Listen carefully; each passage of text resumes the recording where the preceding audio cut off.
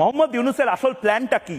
আগামী 3 মিনিট আমার হাতে, আগামী 3 মিনিট রয়েছে, কোথাও যাবেন না। আগামী 3 মিনিট যা বলছি শেয়ার করুন, বারবার শেয়ার করুন, সাবস্ক্রাইব করুন আমাদের ইউটিউব চ্যানেল, এবং আপনারা যদি টিভিতে দেখেন আপনারা দরকার হলে মোবাইলে রেকর্ড করে সেগুলো আপনার আত্মীয় স্বজনকে পাঠান। রাত 12টায় আবার ভারতীয় সময় রিপিট হবে জবাব চাই বাংলা। দেখুন, সবাইকে নিয়ে দেখুন, পাড়ায় চায়ের দোকানে দেখুন, দেখুন এই মুহূর্তে, দেখুন এই মুহূর্তে মোহাম্মদ ইউনূসের প্ল্যানটা কি। ইউনূসের ভাতে মারার ছক ফাঁস হচ্ছে আজ রিপাবলিক বাংলাতে। ভাতে মারতে চান 18 কোটি বাঙালিকে, এক বিপজ্জনক প্ল্যান মোহাম্মদ ইউনূস করেছেন। কারণ কি, মোহাম্মদ ইউনূস একেবারে ফেল। ইউনূস বুঝেছেন তাকে পালাতে হবে, এবং সে কারণে মোহাম্মদ ইউনূস আর কোনো ইকোনমিক রিফর্ম ইত্যাদি ইত্যাদি নিয়ে ভাবনা চিন্তাই করছেন না। গরিবের পেটে খিদে, সমাধান শূন্য।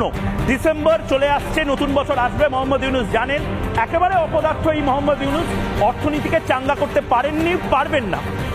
বাংলাদেশকে আরো ডোবাচ্ছেন মোহাম্মদ ইউনূস। এরপর সোমালিয়ার মতো খাদ্য সংকট আসন্ন। মোহাম্মদ ইউনূস চালাক। মোহাম্মদ ইউনূস কিন্তু বুঝতে পারছেন এক মুঠো ভাতের জন্য গৃহযুদ্ধ দোরগোড়ায়। মোহাম্মদ ইউনূস বুঝতে পারছেন এর জন্য আবার না গণভবনের সামনে জমায়েত হয়। ভাতের জন্য লড়াইয়ের মাঝে পগার পার মোহাম্মদ ইউনূস। ডিসেম্বর, আমি নাম বলছি না, ডেট বলছি না, কিন্তু সূত্রের খবর পাচ্ছি মোহাম্মদ ইউনূস ইতিমধ্যে সুটকেস গোছাতে শুরু করেছেন। কেন? তার কারণ মোহাম্মদ ইউনূস বুঝতে পারছেন সেদিনের চার্চিল, উইনস্টন চার্চিল, যিনি বাঙালিকে ভাতে মেরেছিলেন, সেই চার্চিল আর আজ মোহাম্মদ ইউনূসের মধ্যে কোনো পার্থক্য নেই। সেদিনের চার্চিল আর আজকের ইউনূস।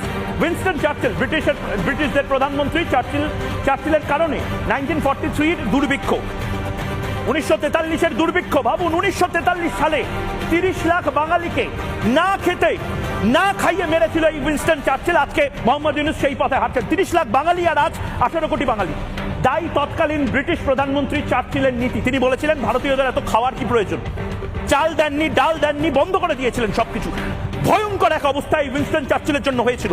অন্ন চাই, প্রাণ চাই এর মতন হাহাকার হয়েছিল। দুর্ভিক্ষের আগে খরা বা অন্য দুর্যোগ সে সময় ছিল না। 2025 সালেও বাংলাদেশে কোনো দুর্যোগের এখনো কোনো ইনফরমেশন নেই। বিদায়ের আগে ইচ্ছাকৃত মানুষ মারার কল উইনস্টন চার্চিল করেছিলেন। এই জায়গায় আমি ভালো করে বোঝাচ্ছি আপনাদেরকে, শুনে নিন, দয়া করে এটাকে শেয়ার করুন। যে কোনো সরকার বা যে কোনো এরকম স্বৈরাচারী শাসক, উইনস্টন চার্চিল বুঝেছিলেন ভারতকে স্বাধীন করতে হবে। তার আগে স্কচিং আর্থ থিওরি, অর্থাৎ পোড়া মাটি পুড়িয়ে দাও, জ্বালিয়ে দাও, সেই জায়গা যাওয়ার আগে অনিষ্ট করে চলে যাও। মোহাম্মদ ইউনূসও ঠিক সেই কাজটা করছেন। অপারেশন মারণ কামড়। অপারেশন মারণ কামড়টা কি? প্রাচীন যুদ্ধ কৌশল। তুমি জানো যে তোমাকে বেরিয়ে যেতে হবে। মোহাম্মদ ইউনূস জানেন ডিসেম্বর জানুয়ারির মধ্যে তাকে পালিয়ে যেতে হবে। তার আগে যুদ্ধে শুধু অস্ত্র প্রয়োগ নয়, অন্যান্য যা পারো সেগুলো করে দিয়ে বেরিয়ে যাও। উইনস্টন চার্চিল করেছে, মোহাম্মদ ইউনূসও করছে। পরাজিত বুঝে শত্রুপক্ষের বড় ক্ষতি করো। এক্ষেত্রে মোহাম্মদ ইউনূস বুঝতে পারছে বাংলাদেশের মানুষই তার শত্রুপক্ষ। শত্রুর শক্তি বৃদ্ধি হয় এমন সবকিছু ধ্বংস করা। স্কচ আর্থ পলিসি বলা হয়, মানে মাটিটাকে জ্বালিয়ে দাও, বিষ মিশিয়ে যাও, শস্য, জল, এমনকি প্রাণী সম্পদও নষ্ট করো। পরিকাঠামো ধ্বংস করার সামরিক কৌশল, এগুলো উইনস্টন চার্চিল, ব্রিটিশ, আমেরিকান এরা করেছে। আমার ভয় হচ্ছে এই নেপথ্যে মার্কিন ডিপ স্টেট।